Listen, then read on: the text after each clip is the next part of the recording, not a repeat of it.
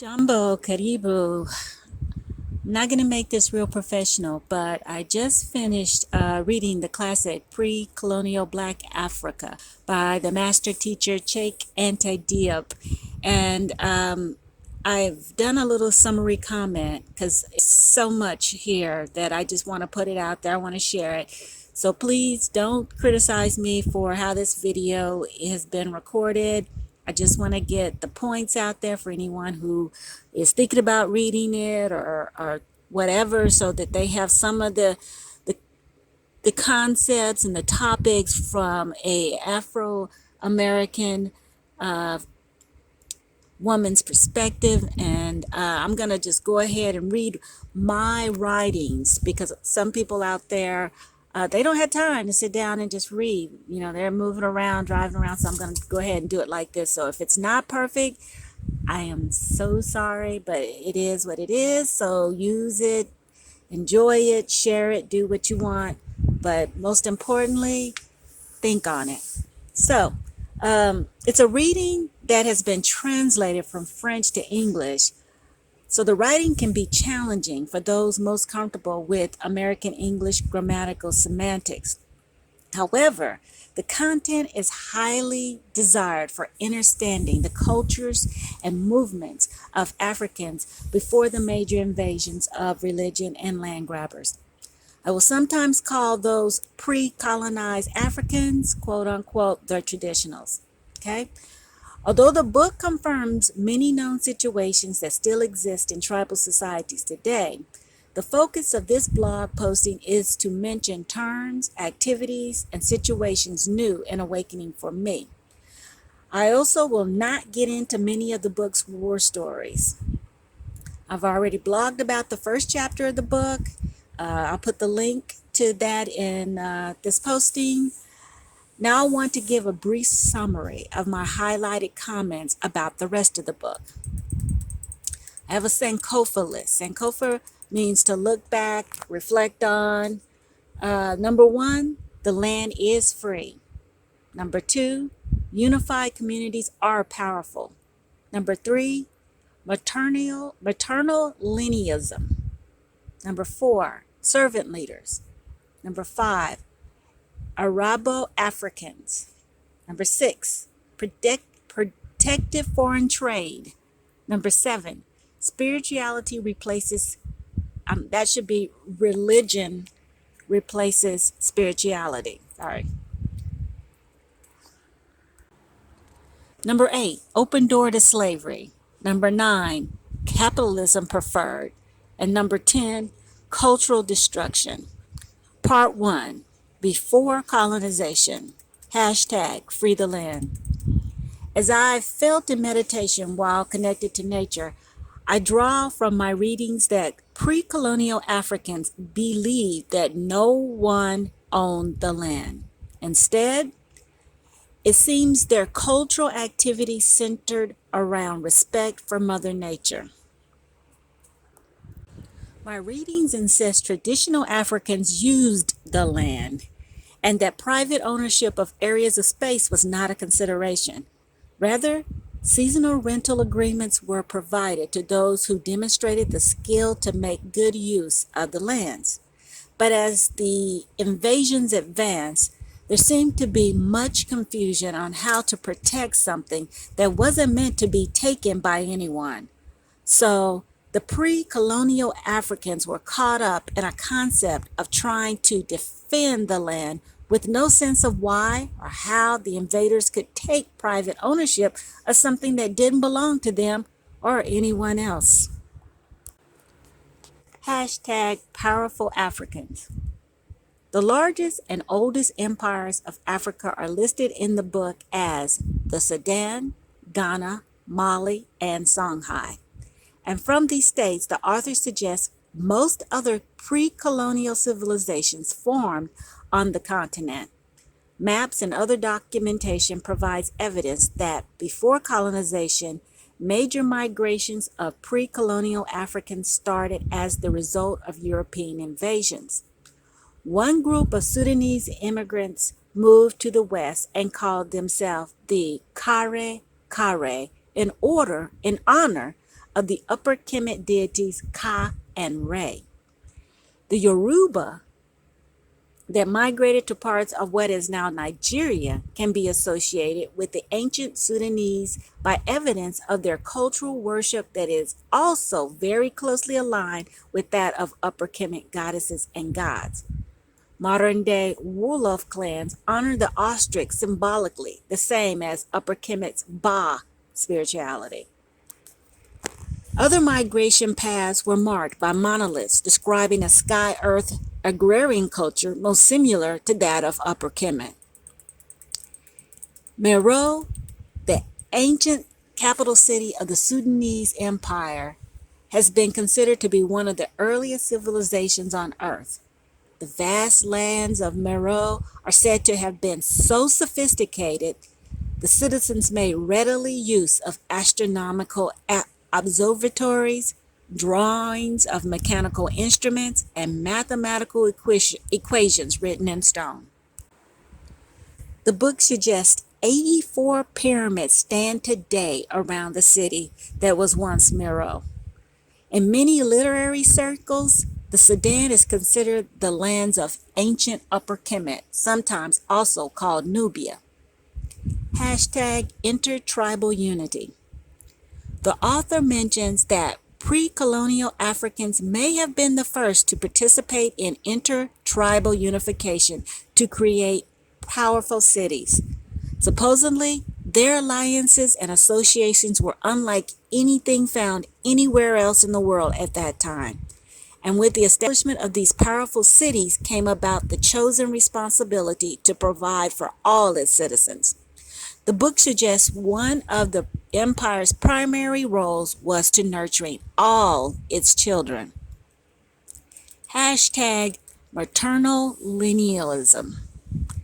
The book describes how before the invasions of Islam, maternal linealism was the practicing guideline for leadership and inheritance. Maternal linealism depicted the future ruler always come from the present ruler's sister's daughter or son, niece or nephew. This was very important for at least 3 reasons. 1, only the woman carries the true bloodline of a tribe, and therefore the ruling bloodline is secured in the ruler's sister. You might want to study your chromosome and DNA truths to understand this concept. 2, rulers were more capable and encouraged to intermarry to keep their communities fortified. And even if the sister by chance intermarried, the bloodline of her children would always still be stronger. 3, nieces and nephews make better servants of the people than princesses and princes. And maternal linealism was not only practiced by the royals. Common people used the same system for inheritance determinations, to the point that traditional African children many times carry the names of their aunt and uncles instead of their parents. The mother's sister's name was considered sacred. I've always read how important aunts and uncles were to a village of African children. Maternal linealism makes more sense to me now. Hashtag servant rulers. The book suggests that roles and responsibilities of pre-colonial African rulers was very different before the invasions. A ruler would be required to have a quote-unquote life force, vital life force, great enough to carry and protect their entire kingdom. Many pre-colonial rulers would be given a talisman in the form of a lion's fang to concentrate their amount of life force. And when their level of vital life force diminished, the ruler was symbolically killed or exiled from the kingdom as to not weaken the community's ontological forces with the superior universe. Many great pre-colonial empires of Africa kept the pharaohic traditions of Kemet. A statement is made in the book that pre-colonial Africans believed a vacant throne created anarchy, but proper royal authority included a great responsibility to serve the people, and thus rulers led very strictly regulated lives. Royal traditional leadership practiced orthodox African spirituality so they could perform all cultural rituals. Rulers of the people were trained to never raise their voices and to control emotions that would impact their citizens' sensibilities. Examples are given in the book where it was common for queens and kings to raise the daughters and sons of other tribal communities to ensure camaraderie between the kingdoms. This camaraderie of princesses and princes many times prevented war and provided for the sharing of ideas and innovation. And when the kingdoms were forced to fight the Asians, the princes would put themselves in harm's way, taking up arms to lead the traditional African armies. Hashtag segregated trade. The author claims the traditionals were not very much interested in travel and exploration because everything they wanted and needed was already provided for them on the continent. He suggests that mostly all innovation to travel long distances and over the high seas was invented in Upper Kemet, the Sudan and Nubia, and the technology was given to the Arabs and the Asians, to the point that most Africans stayed home and used Arabs and the Phoenicians as trading contractors. As a result, all roads of travel across the continent were kept safe. I already knew that before the colonial industrial atrocities began, gold was the major currency of trade for pre-colonial Africans with foreign people. Gold was very plentiful for those of the Sudan, Ghana, Mali, and Songhai empires. Any and all citizens could simply collect the precious metal from the rivers after the season of inundation.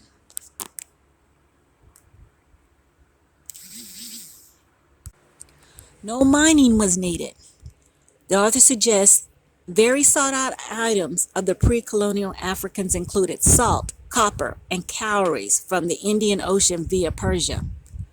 One interesting trade practice mentioned in the book describes how closed societies refuse to physically interact with foreign traders. For these self-imposed segregated traditionals, a unique trading method was necessary that included an honor system. With this system, the foreign trader would leave their goods in plain view overnight for members of the closed African community to evaluate. The traditionals would then leave amounts of gold near the foreign items as they deemed a fair trade. After the pre-colonial African shoppers left, the foreign traders would evaluate the gold left for acceptable trading terms. If the foreigner agreed to the trade, they took the gold and left the goods. Okay, that was part one. Pretty much a good description of what pre-colonial Africa was like. Part two of this posting is the turning points for destruction. Hashtag religion replaces spirituality. Many Pan-Africans today do not speak of how important matriarchy and spirituality was to the pre-colonial African. And even as most consider the beginning of colonization in Africa to have been the coming of the barbaric Gallo-Romans, the author gives examples of how Africa was first colonized quietly and non-violently by organized religion. Arabs peacefully moved to the most northern parts of the continent when the great African empire showed no interest in the Saharan desert land. The author calls the traditionals who integrated with the Arabs of the north arabo-africans. Many of the arabo-africans were from Mali and are known today as the Moors. Some of the pre-colonial Africans considered organized religion. Let me say that again. Some of the pre-colonial Africans considered organized religion evolutionary progress. And when many of the traditionals refused to conform to religious affiliations, they were often scorned, mistreated, and considered dirty outcasts. From what I take from the book, pre-colonial Africans converted to Islam from Arabia for mostly two reasons. One, to align with the Arabs to fight the Europeans. 2, to follow the leadership of their rulers who were intimidated to convert. But the black Muslims integrated some of their spirituality into their conversion by continuing to honor their ancestors and other sacrificial rituals. Arabo-Africans would still perform circumcisions on their children and send them through rites of passages that taught the secrets of the universe. They would continue to cover themselves with dust or flour as an act of humility when in the audience of a royal or other high official. Now, I bold this one sentence in the posting because I think it's very, very important. Another major reason why pre-colonial Africans may have more easily converted to Islam over Christianity was for the supposedly writings in the Quran that forbid Muslims taking or making slaves of other Muslims. Okay? Where all a slave had to do to become free was to convert to Islam. But with the invasion of organized religion, queens were replaced by male-only kings, and the kings were relieved of their spiritual duties. Instead, kings became administrative principals with reputations for being tyrants, while Muslim leadership took over the influence of the African people. With Islamization, justice was dispensed by the laws of the Quran, while pre-colonial Africans followed natural universal law practiced in their spirituality. Even after Africans began to realize they had given away their essence of lay republicanism, they refused to return to tribalism. Instead, colonized Africans adopted a materialistic politics that included the practices of individualism and centralization. Hashtag Opendoor Slavery. Before major land-grabbing invasions of Africa began, Western Asians were already coming to Africa for trade. During 1990 AD, a group of Europeans called the Berbers lived within the Mali and Ghana empires in peace, ruled by African queens and kings. Traditionals acquired slaves through markets and wars, as described in my first posting on the book. Just as well, the Berbers began to take slaves while living under African political power. If only the leadership of those empires could fathom how leaving the door to slavery wide open would affect the continent. On page 142 of the book is a very important statement on how much the European slave trade impacted Africa. The quote starts, "It has been estimated that the slave trade swallowed up 100 to 300 million individuals, dead or shipped to America.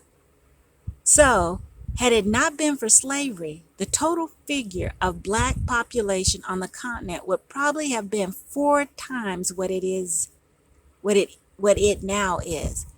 It would have been in the vicinity of 400 million. Otherwise," and that's the end of the quote that the author puts on page 142. But otherwise, the estimate is that 100 to 300 million were ripped from the land. What a sad state of affairs for the purpose of capitalism. Hashtag PostColonial Capitalism. After colonization, capitalism and European constructs against natural evolution grew in Africa, of and by its people. Due to the horrors of slave marketing, theft of land, and raping of resources, many Africans lost cooperative economics. Money as currency became preferred over a worker's ability to barter her or his skills as direct trade for services and goods. Centralization of all resources became controlled by the colonists.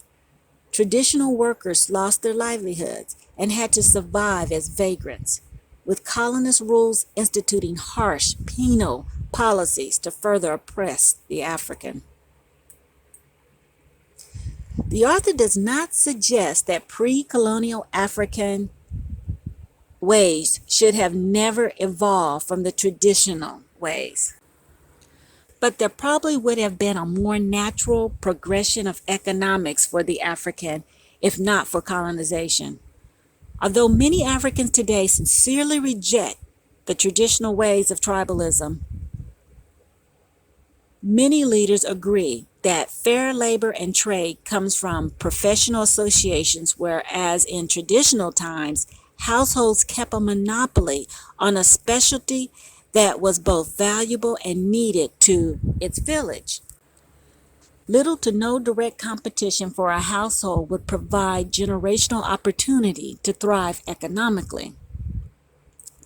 Before colonization, resources were plentiful in Africa, and there was no need for the hoarding of land and assets as with capitalism. A more natural economy exists when Africans produce and consume only what they need. But capitalism incites the African to do business for the pure purpose of profits. Capitalism is designed to create unnecessary busyness to create more wealth. For the African, forms of excessiveness only bring social anxiety. The book is the only mention I've ever read describing Shaka, king of the Zulu, as a pawn for the English to infiltrate over South African clans. And you can take from that whatever you want. Hashtag intellectual culture destruction. The great Mali Empire once hosted Timbuktu, the greatest institution of learning on earth. The city was once filled with determined, curious minds led by master educators who didn't take pay. These teachers and trainers' main focus was to ensure future generations of Africans were trained to evolve the noble practices of traditional Africa. But after colonization, the city devolved to a hybrid of people that only concerned themselves with hatred, envy, and discord. It is suggested their interests in gossip, slander, and covetousness became the post-colonial path for the modern African. The author describes how the Moroccan army of Spanish mercenaries looted gold and artifacts from the great institution and ripped wood from the walls to use for boats. Destroying intellectual property was among the many atrocities committed to destroy the city of Timbuktu. Supposedly, in an effort to save some scholastic artifacts from Timbuktu, hundreds of documents of science lay dormant and disorganized arrangements across the continent and in European museums. The documents are evidence to the intellectual level of pre-colonial empires that no modern African seems interested in. Other innovations stolen after colonization include architecture and medical advancements. African structures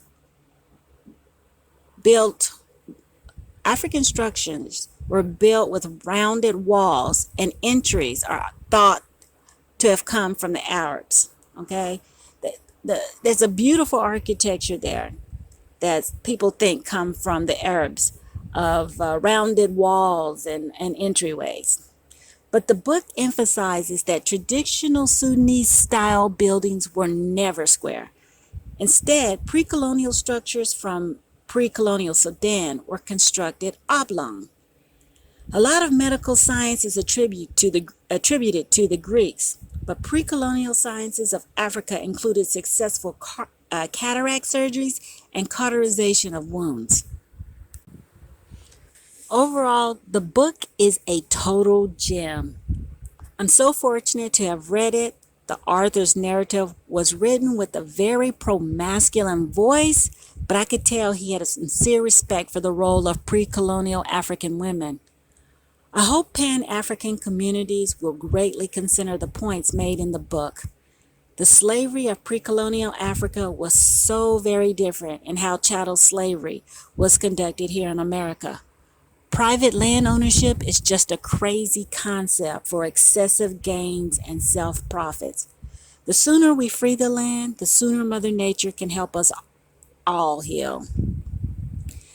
And Africans across the world would do themselves well to learn and understand how early empires worked together to keep their power using maternal linealism and servant rulers. Foreign trade should never go as far as to completely destroy the natural progression of economics for an entire group of people. All those points can be used to make Africa great again. Asante, Ashe.